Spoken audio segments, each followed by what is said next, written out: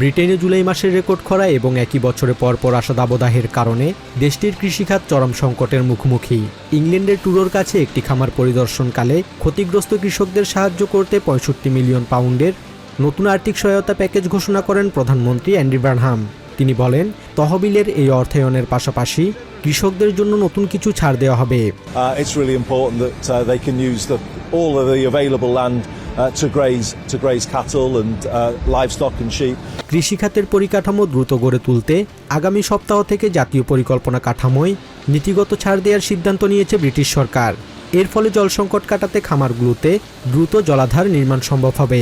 Next week in the national planning framework, so that we can get the farm infrastructure built more quickly, particularly those reservoirs. So it's a package of support that covers a number of things.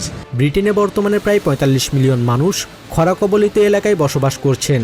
দেশের খাদ্য উৎপাদন ব্যবস্থা স্বাবলম্বী করতে ১০ বছর মেয়াদী কৌশলগত জাতীয় পরিকল্পনা আনার কথা জানান প্রধানমন্ত্রী Burnham. As part of national resilience, national infrastructure, we need to be able to guarantee our own food production going forward.